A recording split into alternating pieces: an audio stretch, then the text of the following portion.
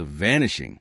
Director Kelrash of the Galactic Unity Assembly noticed something unusual during the morning session. The human delegation seats stood empty. 27 chairs arranged in their characteristic circular pattern remained vacant under the Assembly's crystalline dome. This was the third consecutive day without human presence. Kelrash belonged to the etheric species, beings with translucent skin that shifted colors based on emotional state. Currently, his skin flickered between blue and green, indicating mild concern mixed with curiosity. Humans have been part of the Assembly for 73 standard cycles. They were known for their punctuality, almost to the point of being predictable. The Assembly chamber hummed with the usual morning activities. Representatives from 417 species gathered to discuss trade agreements, territorial disputes, and resource allocation. The chamber itself was a marvel of engineering, a massive sphere floating above the planet Nexus Prime. Gravity generators kept everyone comfortably positioned regardless of their species' physical requirements. Delegate Myrene of the Crystalline Collective spoke first during the formal session. Her voice resonated through translation devices worn by all attendees. The human absence requires explanation. Have they filed notice of temporary withdrawal? Assembly Secretary Vorn checked the official records through his neural interface. His species, the Vornathi, possessed natural data processing capabilities that made them ideal record keepers. Negative. No communication received. All human diplomatic channels remained silent. This sparked murmurs throughout the chamber. Species communicated through various means, some verbal, others through light patterns, pheromones, or electromagnetic pulses. The translation matrix worked overtime to ensure everyone understood the growing concern. Kelrash decided immediate action was needed. He activated his authority codes and addressed the Assembly. I propose we send an inquiry delegation to human-occupied territories. We need to understand the situation before drawing conclusions. The proposal passed with overwhelming support. Nobody expected what the inquiry delegation would discover. Commander Thrace led the investigation team. She was Morellian, a species known for their analytical minds and four-armed bodies, perfect for operating complex equipment. Her ship, the Pathfinder, traveled to the nearest human colony at New Horizon Station. The station appeared normal from a distance. All lights operational. Docking ports open. Communication beacons active. But something felt wrong. Thrace had visited the station dozens of times. It usually buzzed with activity. Human cargo ships came and went constantly. Their voices filled the communication channels with efficiency and occasional humor that Thrace had grown to appreciate. Now, silence. New Horizon Station. This is Commander Thrace aboard the Pathfinder, requesting docking permission. Thrace transmitted on all frequencies. No response. She tried again. New Horizon Control, please respond. This is an official Assembly inquiry. Still nothing. Thrace ordered her pilot to proceed with automatic docking procedures. The station systems accepted their approach without issue. Everything functioned perfectly. The doors opened. The airlock cycled. The gravity maintained proper settings. But no living being greeted them. The away team discovered something extraordinary. The station was immaculate. Every system running at optimal efficiency. Food still fresh in storage units. Personal belongings arranged neatly in living quarters. Medical supplies organized perfectly. But every human had vanished. Thrace's communications officer, a young Therix named Jindar, made a disturbing discovery. Commander, you need to see this. The main computer terminal shows a mass exodus protocol was executed 48 hours ago. Every human received the same message simultaneously. What message? Thrace demanded. Jindar pulled up the file. It was brief. 3 words. Protocol silence active. That means nothing to me. What is protocol silence? Unknown. It's not in any human diplomatic documentation we've received. But look at the timestamp. Every human installation in this sector received identical instructions at exactly the same moment. They all left within 6 hours. Thrace felt a chill despite her exoskeleton. 6 hours. Thousands of humans across multiple stations and ships, all coordinating a simultaneous departure. This was not spontaneous. This was planned. The investigation team visited 17 more human facilities. They found the same pattern everywhere. Clean departures. No damage. No signs of struggle.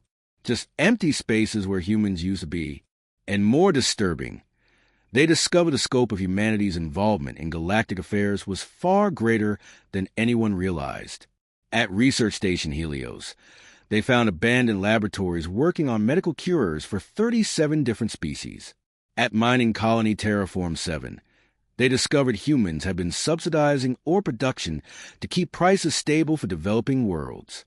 At Diplomatic Outpost Unity, they found records showing humans had been mediating disputes that never reached official assembly attention, quietly preventing conflicts before they escalated. Thrace compiled her findings and returned to Nexus Prime. Her report to the assembly was devastating. The humans did not just leave. They were supporting the entire galactic infrastructure in ways we never acknowledged or appreciated. Her voice carried weight in the silent chamber. Every species here benefited from human involvement. They asked for nothing in return. Delegate Myrene's crystalline form dimmed, a sign of shame in her species. What could drive them to such drastic action? That question haunted Kelrash. He returned to his private office and began a personal investigation. Something had happened. Something serious enough to make humans abandon 73 years of diplomatic relations without warning or explanation. He searched through recent assembly proceedings, looking for anything involving humans. Most entries were routine: trade discussions, scientific collaborations, cultural exchanges. Then he found something buried in restricted files. Proposal 3347. Authorization level, maximum security. Access limited to Senior Council only. Kelrash should not have been able to open this file, but his position as director granted him emergency override capabilities. He used them now, knowing he was breaking protocol. What he read made his skin turn deep purple, the Therix color of horror. Proposal 3347 outlined a systematic plan for what the Senior Council called Galactic Efficiency Optimization. The language was careful, bureaucratic, designed to obscure the true intent. But Kelrash understood. The proposal suggested removing redundant populations from protected status. It recommended eliminating what they termed resource-inefficient species. It proposed using medical and aid programs to introduce population control measures. Genocide. The Senior Council had been planning genocide. Kelrash scrolled through the proposal with shaking hands. The target species list included refugees, pre-spaceflight civilizations, and any group that consumed resources without contributing economically. 41 species face elimination. Then he found the implementation section. The plan required using existing aid networks to deliver the control measures. Who ran most of those aid networks? Humans. The proposal specifically noted that human medical facilities and supply chains would be essential for the plan's success. Human doctors would unwittingly administer the deadly agents. Human cargo ships would deliver them across the galaxy. Humanity's reputation for compassion would ensure complete trust from target populations.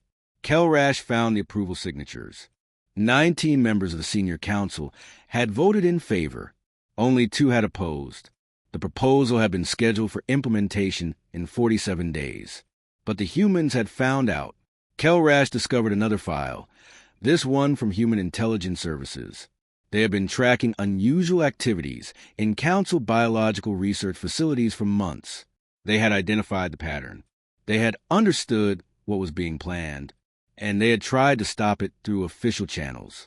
Ambassador Richardson had requested emergency meetings with Council leadership 6 times. Each request was denied or postponed. Dr. Sarah Mitchell had attempted to present evidence to the Medical Ethics Board. Her presentation was canceled due to scheduling conflicts. Colonel Marcus Torres had filed formal complaints through military channels. His complaints disappeared into bureaucratic review processes that went nowhere. The humans had exhausted every legal option. Then they had made a choice. Rather than become accomplices to genocide, they had chosen exile. Kelrash found the final communication sent to all human personnel across the galaxy. It was not written in bureaucrat language or diplomatic doublespeak. It was simple and clear. The Council plans to use our medical facilities and aid programs to commit mass murder. They intend to make us accessories to genocide. We will not participate. Protocol Silence is now active. Return home immediately. We are closing our borders. The galaxy must solve its own problems without us. Signed, President Jennifer Walsh, Human Federation. Kelrash sat in darkness, his skin color cycling through emotions he could not name. The humans had not abandoned the galaxy. They had refused to be made into killers.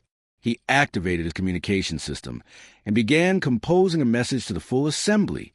They needed to know the truth. But before he could finish, alarms began sounding throughout Nexus Prime. Reports flooded in from across the galaxy. Without human mediation, the Crethon Empire and the Solari Commonwealth had declared war over disputed territories. Without human medical support, a plague was spreading through the Outer Rim refugee camps. Without human cargo networks, 17 developing worlds faced imminent starvation. The true cause of humanity's absence was becoming clear. Delegate Voss burst into Kelrash's office. Director, the situation is deteriorating rapidly. We need human assistance immediately. Can we contact them? Kelrash turned his screens toward Voss, showing a proposal for genocide. First, you need to read this. Then you will understand why they will never answer our calls. Voss's species did not change color, but his body language conveyed shock as he read. The Council planned this? They were going to use humans to commit murder? Not just murder. Systematic elimination of 41 species. Millions of beings. Voss collapsed into a chair. And the humans discovered this? They tried to stop it through proper channels. We ignored them. So they left. Voss looked at Kelrash with something resembling fear. What happens now? Now. Kelrash said quietly, we face the consequences of our actions. The galaxy is falling apart because we relied on humans for everything while planning to make them our instruments of genocide. They saw what we truly were and wanted no part of it. Can we fix this? Can we apologize? Can we bring them back? Kelrash thought about the humans he had known. They were passionate, emotional, sometimes frustratingly idealistic. But they were also principled. Once their trust was broken, it could not be easily repaired. I don't know, but first, we need to stop Proposal 3347 from being implemented. The Council will try to proceed without human involvement. How do you know? Because Kelrash pulled up another file. I found evidence they're already adapting the plan. They're going to use automated systems and Council-run facilities instead. The genocide is still happening. It's just happening without human hands being forced to do the work. Voss stood up, his posture indicating determination. Then we stop it. We expose everything. We force the Council to face what they become. They will have us arrested for accessing classified files. Perhaps.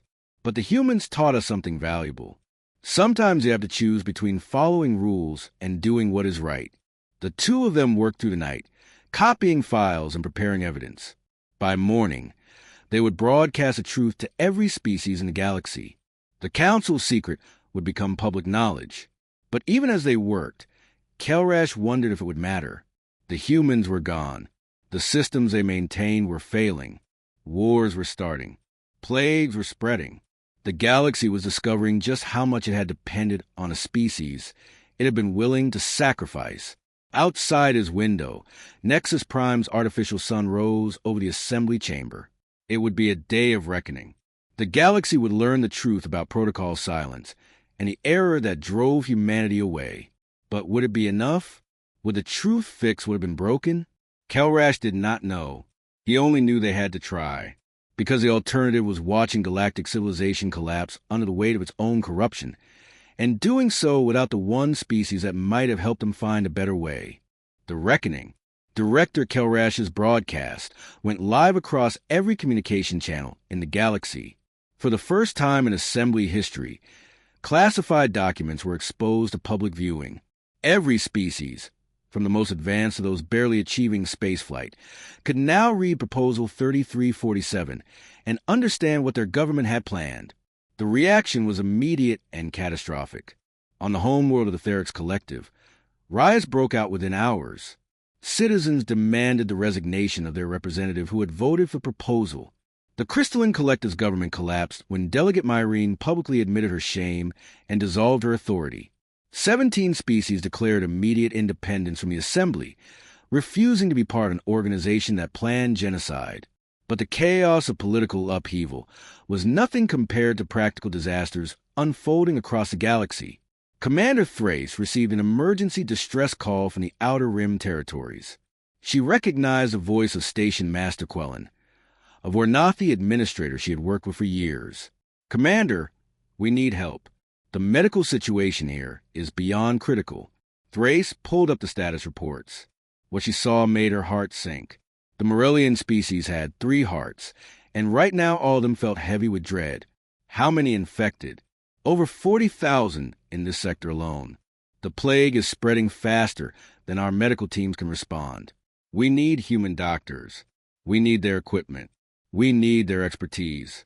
The humans are gone, Quellen. They are not coming back. There was a long pause. Then people will die. Thousands. Maybe millions. We do not have the knowledge to stop this. Thrace checked her database. Before the humans left, they had been running medical facilities in 73 sectors. They had been training local doctors. They had been researching cures for diseases that affected species across the galaxy. Now, all that work sat abandoned in empty stations. "I will send what medical supplies we have," Thrace promised, "but it will not be enough." She was right. It was not enough. The plague that started in the refugee camp spread to 12 star systems within a month.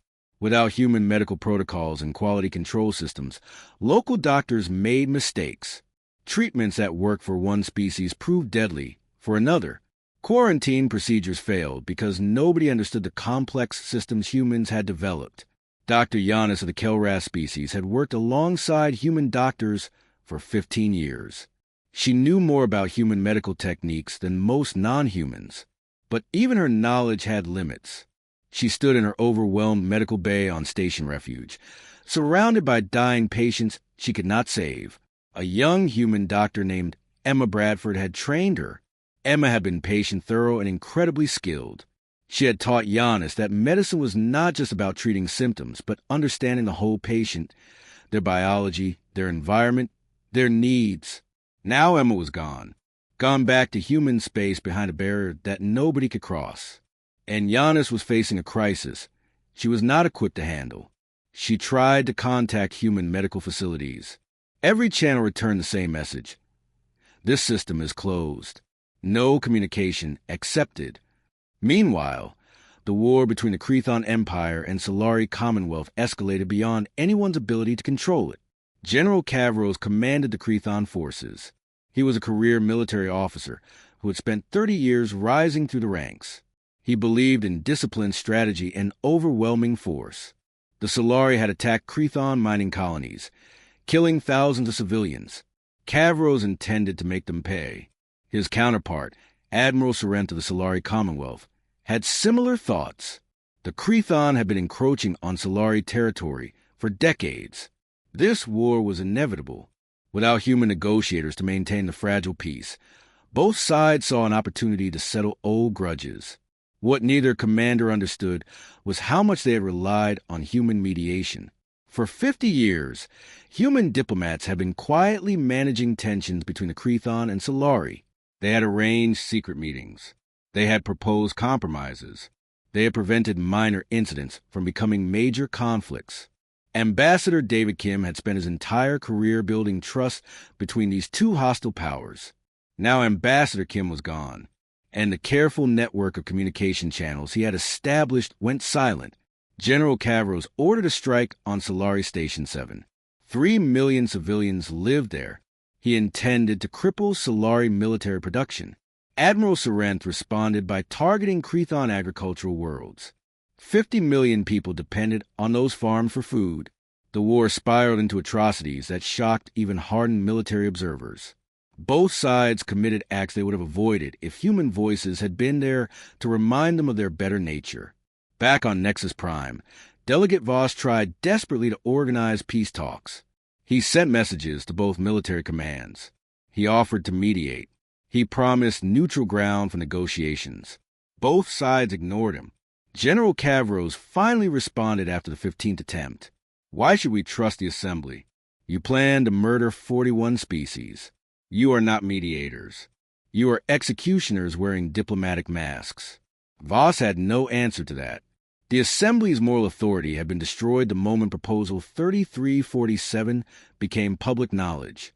Director Kelrash watched the galaxy tear itself apart from his office. Reports came in hourly. Each one was worse than the last. Economic systems collapsing. Trade routes abandoned. Refugee populations dying. War spreading. Governments failing. He pulled up a map of the galaxy. Red indicators marked conflict zones. Yellow showed economic crisis areas. Orange represented plague outbreaks. Blue indicated government collapse. The map was almost entirely covered in warning colors. In the corner of the map, one area remained green. Human space. The Sol system and its surrounding territories showed stable readings. No conflicts. No plagues. No economic problems. The humans had sealed themselves away and were thriving in isolation. Kelrash felt a bitter irony. The galaxy was falling apart, and the only stable region was the one that had chosen to leave. Delegate Myrene entered his office without announcing herself. Her crystalline form looked dimmer than usual, a sign of exhaustion. We need to try again. We need to contact the humans and convince them to help. Kelrash shook his head. They will not come. Why would they? We tried to make them accomplices to genocide. But people are dying.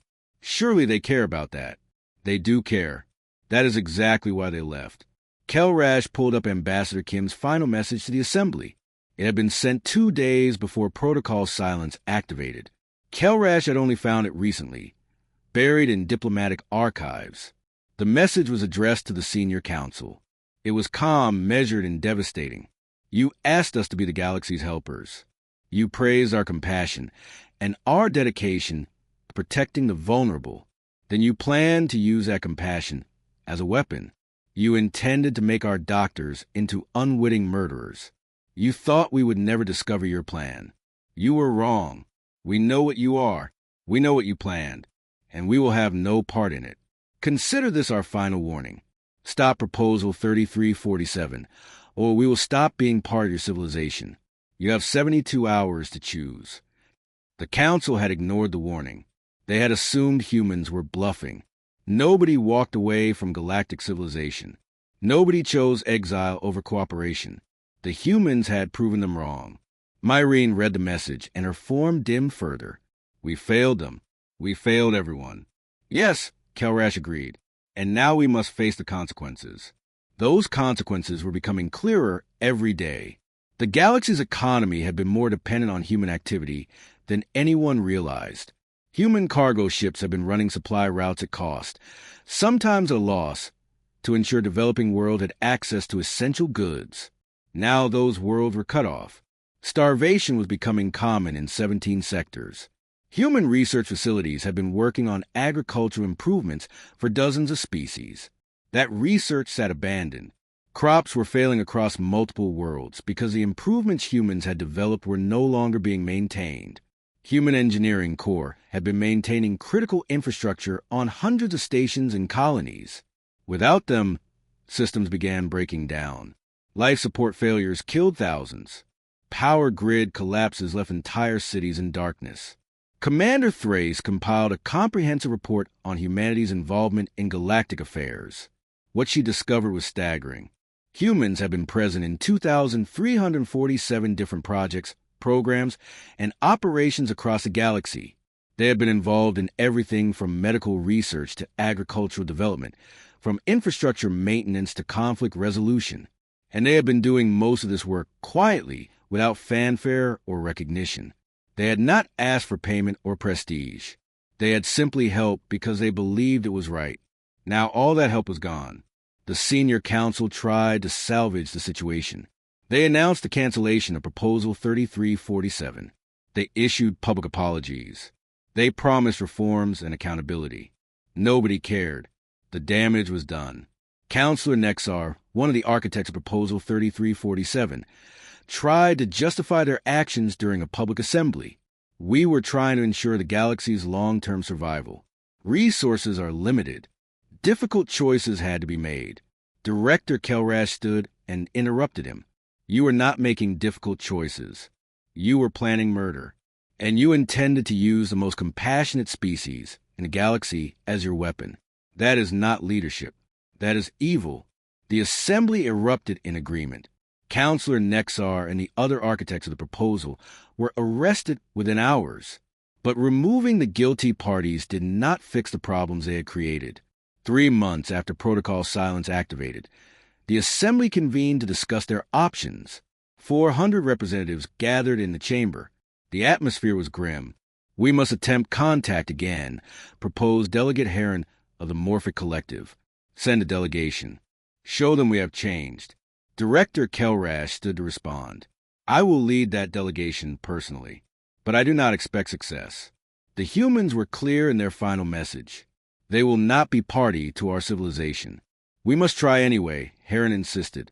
The delegation was approved. Kelrash assembled a small team. Commander Thrace volunteered immediately. Delegate Voss insisted on coming. Dr. Giannis joined them, hoping to reconnect with her human colleagues. Together, they boarded a diplomatic vessel and headed for human space. The journey took 2 weeks. As they approached the border of human territory, their instruments detected something extraordinary. A barrier surrounded all of human space. It was not physical. It was not energy-based. It was something else entirely, something beyond their current scientific understanding. Ships that approached the barrier simply stopped working. Engines failed. Power systems died. Life support went offline. The ships were not destroyed or damaged. They just stopped functioning. Kelrash ordered his pilot to halt before reaching the barrier. He activated the communication system and broadcast on all frequencies. This is Director Kelrash of the Galactic Unity Assembly. We request dialogue with human leadership. We wish to apologize and discuss the future. The response came immediately. It was a human voice, but not one Kelrash recognized. Male, middle-aged, speaking in perfect galactic common. Director Kelrash, we have been expecting you. Your message has been received and reviewed. Our answer is no. Please, Kelrash said. We have reformed. The architects of Proposal 3347 have been arrested. We are implementing new oversight systems. We want to rebuild trust. Trust cannot be rebuilt through words, Director. It requires time and proof of change. You have had 73 years to prove you were worthy of partnership. Instead, you prove the opposite. Commander Thrace leaned forward. This is Commander Thrace. I worked with many humans over the years. I considered some of them friends. Please, just listen. We are listening, Commander. The voice remained calm but firm. And what we hear is a galaxy in crisis because you never learned to function without us. You depended on our compassion while planning to exploit it for genocide. That is not partnership. That is parasitism.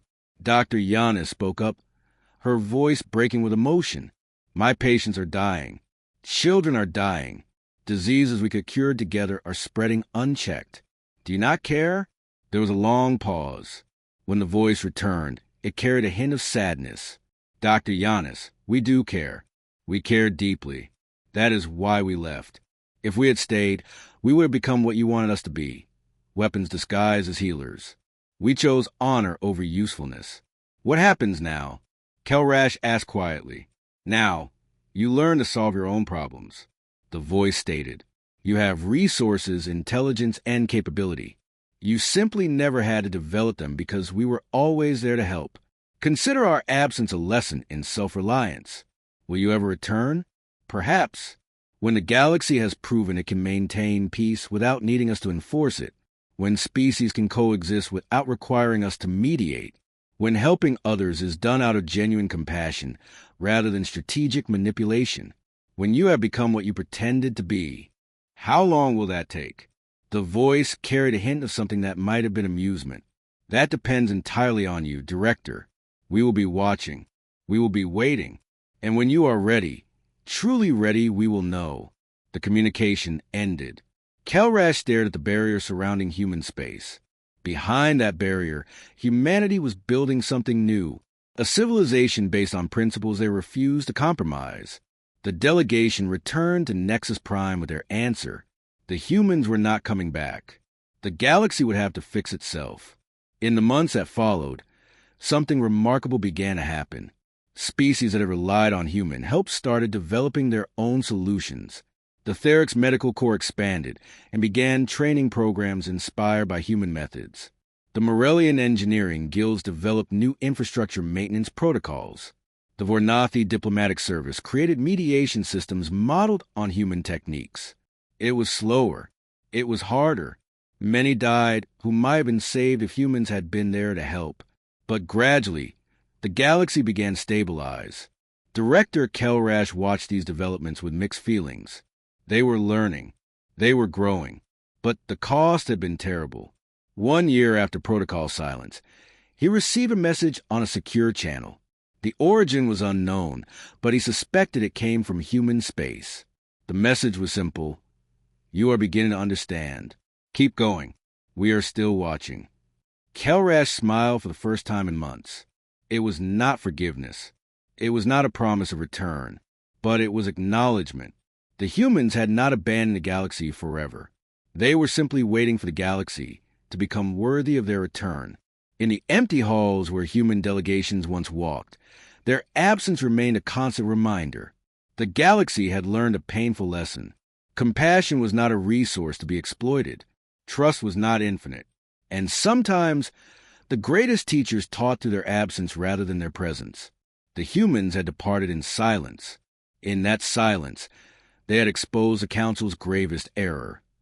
The assumption that goodness could be taken for granted, that helpers would help regardless of how they were treated, that those who gave freely would never demand respect in return. The galaxy was learning. Slowly, painfully, but genuinely. And somewhere beyond the barrier, humanity watched and waited for the day when the lesson would finally be complete.